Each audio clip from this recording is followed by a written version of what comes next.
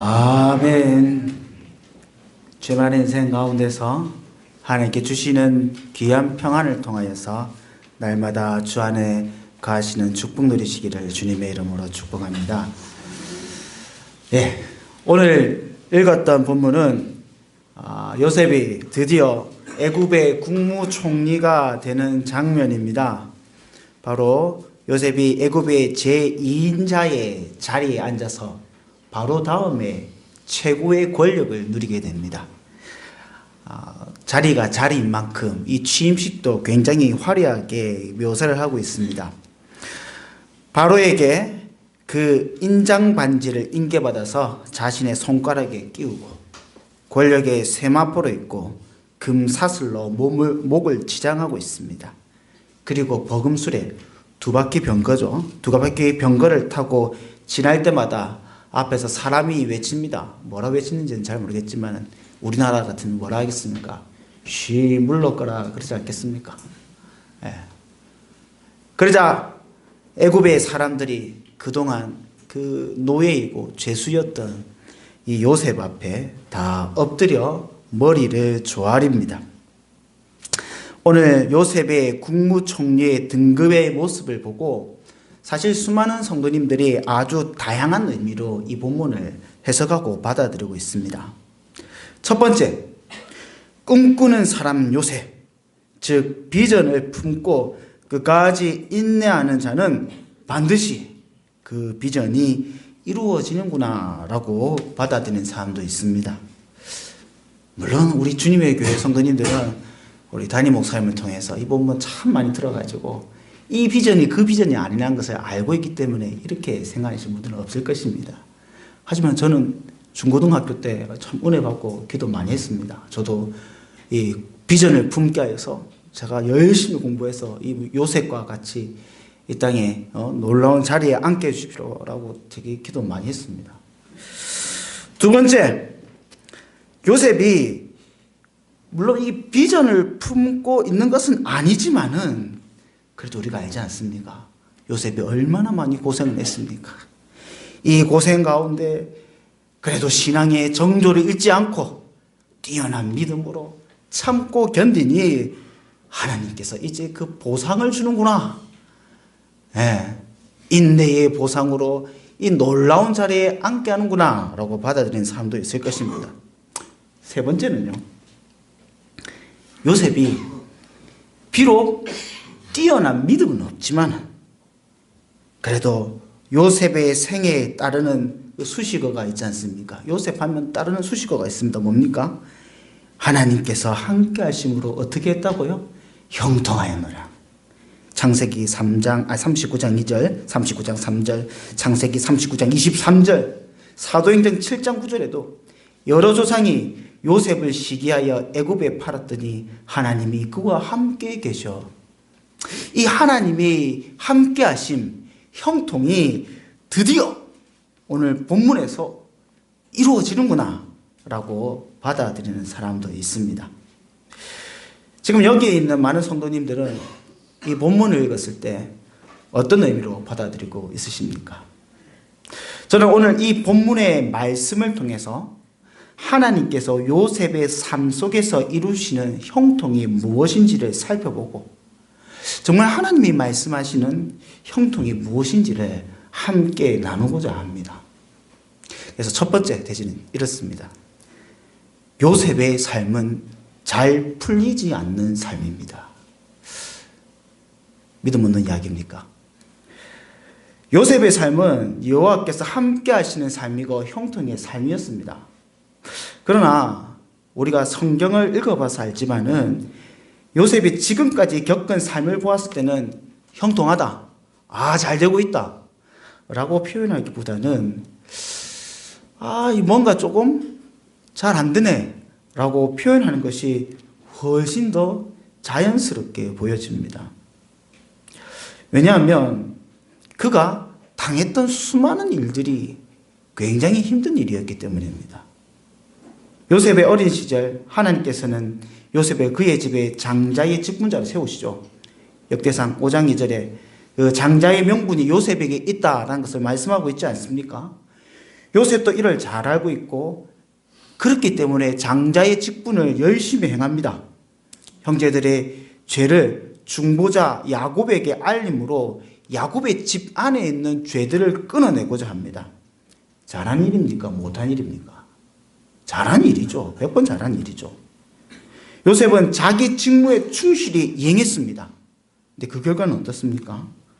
바로 형제들의 시기에 결국 애굽의 노예로 팔려가지 않습니까? 잘했는데 애굽의 노예로 팔려갔습니다. 그래도 그나마 위로가 되는 것은 목숨은 유지했다는 겁니다. 또 다행인 것은 노예로 팔려간 요셉의 삶 속에서도 여호와의 형통하심, 하나님이 함께 하심을 보여주십니다. 여호와께서 요셉과 함께 하심으로 그가 형통한 자가 되어 그의 주인 애굽 사람의 집에 있으니 그의 주인이 여호와께 그와 함께 하심을 보며 또 여호와께서 그의 범사에 형통하게 하심을 보았더라. 비록 요셉이 애굽의 노예로 팔려갔지만은 하나님께서 여러 족장들에게 하셨던 약속, 복의 근원이 되게 하리라 라는 그 약속이 요셉의 삶 가운데 성취되어집니다.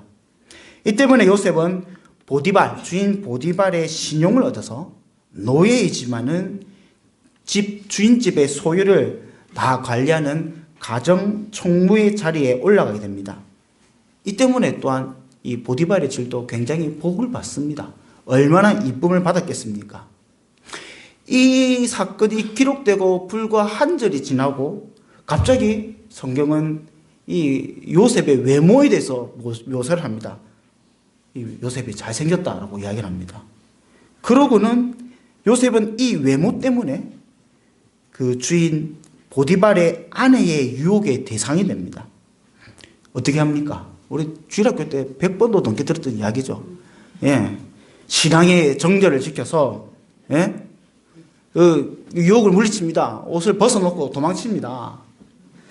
잘한 일입니까? 못한 일입니까? 잘한 일이죠. 근데 잘한 일을 했는데 어떻게 됐습니까? 결국 억울한 누명을 덮어쓰고 애굽의 감옥의 죄인으로 들어가게 됩니다. 뭔가 잘 풀릴 듯 했는데 이게 뭔가 신용을 받고 잘 풀릴 듯 했는데 오히려 더 노예보다 더 위험한 상황, 죄수의 신분으로 전락해버립니다. 그래서 또 하나님께서 뭐라고 말씀하시냐면 성경에 요셉의 생애를 여호와께서 함께하여 형통하였다라고 말씀하고 있습니다. 창세기 39장 23절에 간수장은 그의 손에 맡긴 것을 무엇이든지 살펴보지 아니하였으니 이는 여호와께서 요셉과 함께 하심이라. 여호와께서 그를 범사에 형통하게 하셨더라. 감옥에서 형통하게 하셨습니다. 요셉은 애굽의 감옥에서 하나님과 동행하고 형통하게 하는 것을 사람들에게 보여주어서 간수장의 신임을 얻죠. 그리하여서 옥중의 죄수들을 관리하는 일을 맡게 됩니다. 또 이를 통해서 또 귀한 찬스를 얻게 됩니다. 바로 옥중에 있는 두 관원장을 만나게 돼서 꿈을 해석해주고 이를 통해서 자신의 무죄함을 이 바로에게 알릴 수 있고 이를 통해서 감옥에 나올 찬스를 얻게 됩니다. 하나님의 형통하심을 받는 사람이라면 이 정도는 이게 노력했으면 풀려날 법도 한데 성경은 뭐라고 이야기합니까? 예, 그가 기억하지 못합니다. 14절 15절 당신이 잘 되시거든 나를 생각하시고 내게 은혜를 베풀어 내 사정을 바로에게 알리어 이 집에 나를 건지소서라고 이야기하지만 23절에 보면 술 맡은 관원장이 요셉을 기억하지 못하고 그를 잊었더라. 요셉의 삶을 잘 지켜보면 형통한 순간보다 고난의 순간이 훨씬 더 많습니다. 지금까지 요셉이 국무총리가 되기 전까지 요셉이 이 그럴싸하게 형통하게 그려진 것은 거의 없습니다. 다 고생하는 일입니다. 요셉은 자신의 삶을 고난으로 살고 있는 것입니다. 실제로 시편에서 요셉의 이런 시절의 고난을 이렇게 묘사하고 있습니다. 시편 105편 17절에 그가 한 사람을 앞서 보내었으며 요셉이 종으로 팔렸도다. 그의 발은 차고를 차고 그의 몸은 쇠사슬에 매였으니, 이 그의 발이 차고에 찼다는 것은 육신의 고통을 말하는 것입니다. 여러분, 제수들을 이렇게 올가매고 있는 이 차고라는 것이 굉장히 무거운 것입니다. 이것이 차고에 넣으면 이게 죄기도 하고 슬리기도 해서 이게 얼마나 아프고 힘든지 모릅니다. 하지만 그 아픔만을 이야기하는 것이 아니라 그가 당하고 있는 육체의 고통을 이야기하는 것입니다. 또한 그의 몸이 쇠사슬에 매였다라고 할 때 이 몸이라는 것은 사실 영혼을 이야기하는 것입니다. 쇠사슬이 그의 영혼에 들어갔다라고 이게 표현하는 것입니다. 즉 요셉이 당하고 있는 심령의 고통을 말하는 것입니다. 요셉은 그의 삶 가운데서 육신의 고난과 심령의 고통 가운데 살고 있는 것입니다. 그래서 요셉의 삶은 형통이라는 단어보다는 불행이나 잘 풀리지 않는다라는 단어가 훨씬 더 잘 어울려 보입니다. 그럼에도 불구하고 성경은 시종일관 하나님께서 요셉의 삶 가운데 함께 하시고 형통하였다라고 말씀하고 있습니다. 여기서 우리는 질문을 해야 됩니다. 요셉이 왜 형통합니까? 그가 그동안 많은 고난과 고생을 당하였지만 오늘 본문의 말씀과 같이 요셉이 결국 최고의 권력자, 최고의 나라의 권력자의 국무총리가 되었기 때문에 요셉의 삶이 형통하다라고 말할 수 있습니까? 그동안 고생을 했지만은 그래도 국무총리가 된 것으로 다 보상받을 수 있으니까. 그래서 성경은 요셉의 삶이 형통하였다라고 말씀하고 있는 것입니까? 만일 그와 같이 생각하신다면 요셉의 인생의 클라이막스는 오늘 본문일 것입니다. 애굽의 총리가 되어 권력을 누리는 이 순간이 요셉의 삶의 최고의 순간이며 그의 최고의 목표점일 것입니다. 그래도 요셉은 이렇게 고생해서 국무총리가 돼서 마지막에 보상을 받으니 형통하였구나라고 우리는 말할 수 있는 것입니까? 하나님께서 요셉의 삶과 함께 하시고 형통의 길로 인도하셨던 궁극적 목표는 우리가 알고 있는 것 같이 요셉을 국무총리로 세우는 것이 아닙니다. 이것 또한 과정입니다. 하나님께서 요셉의 삶의 궁극의 목표를 두신 것은 무엇입니까? 바로 그의 백성들의 생명을 보존하시는 일입니다. 요셉은 자신의 삶을 인도하시는 하나님의 이와 같은 목표를 알고 있었기 때문에 다시 만나 형들에게 이렇게 말합니다. 당신들이 나를 이곳에 팔았다고 해서 근심하지 마소서, 한탄하지 마소서. 하나님이 생명을 구원하시려고 나를 당신들보다 먼저 보내셨나이다. 하나님께서 요셉의 많은 고난과 해를 바꾸어서 선을 이루실 목적은 바로 하나님의 백성 이스라엘의 생명을 보존하시기 위한 것입니다. 당신이 나를 헤아려 했으나 하나님은 그것을 선으로 바꾸사 오늘과 같이 많은 백성의 생명을 구하려 하셨나이다. 하나님께서는 그의 말씀을 이루시기 위해서 하나님께서는 이 요셉을 형제들의 집에서 떠나게 만드셨던 것입니다. 하나님께서는 하나님의 말씀을 이루시기 위해서 요셉을 보디발의 집에서 남겨두면 어쩌면 더 잘 살 수는 있겠지만 그 보디발의 집에서 떠나게 하셨던 것입니다. 하나님께서는 그 말씀을 이루시기 위해서 요셉을 애굽의 감옥에 들어가게 하시고 바로 곁에 더 가까이 하게 하셨던 것입니다. 요셉의 삶은, 요셉의 형통은 바로 하나님의 말씀, 하나님의 구원, 하나님의 약속이 이루어짐을 통해서 형통을 누리게 되는 것입니다. 이에 시편 105편 19절 말씀에 곧 여호와의 말씀이 응할 때까지라 그의 말씀이 그를 단련하였도다 라고 말씀을 하고 있는 것입니다. 하나님께서 요셉의 삶을 통하여 하나님의 말씀을 응하게 할 때까지 발의 착오와 영혼의 사슬에 매게 하심으로 단련시켰던 것입니다. 하나님께서 말씀하시는 형통이라는 것은 하나님의 뜻이 이루어지는 것이고 하나님의 약속이 이루어지는 것이며 하나님의 말씀이 이루어지는 것이 바로 하나님의 형통인 것입니다. 하나님이 우리의 삶을 더 나아지게 하거나 혹은 우리의 삶이 더 건강하게 하거나 우리의 사업이 병창하게 하거나 유명해지거나 소유가 많게 되거나 우리의 자손이 번창하게 되는 것이 하나님이 말씀하시는 형통이 아닌 것입니다.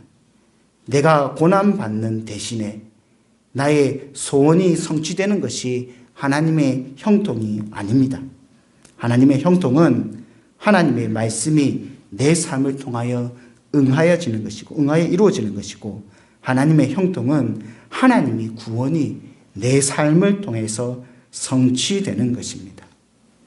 만일 하나님의 뜻이 내 삶을 통해 이루어지는 것이 형통이라면 고난이 바로 형통이 되는 것입니다. 왜 고난이 형통입니까?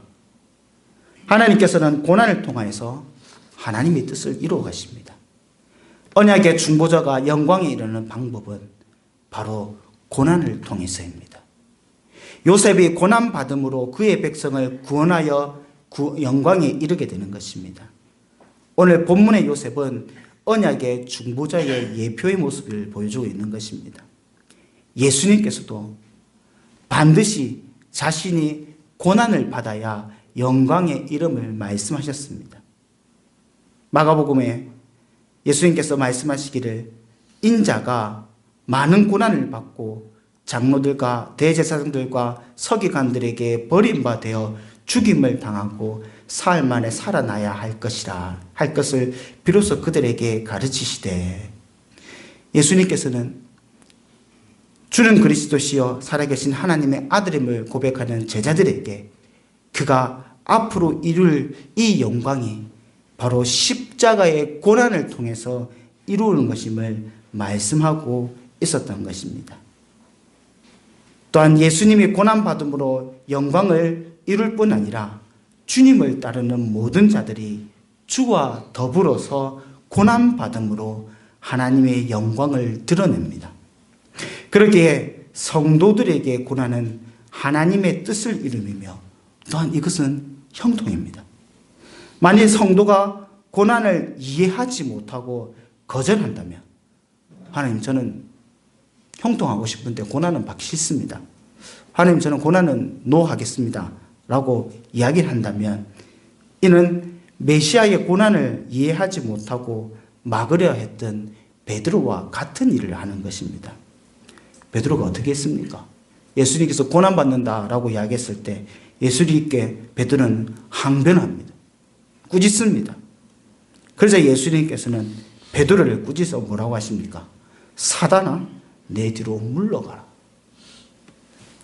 고난이 없이 영광을 이룬다라고 생각하는 것은 하나님의 뜻을 이해하지 못하는 것이고 하나님께서 어떻게 그의 나라를 이루는 것을 잘 모르는 것입니다.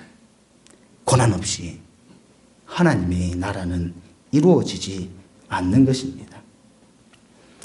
사랑하는 성도 여러분, 우리는 하나님 앞에서 지금 어떤 형통을 원하고 있습니까?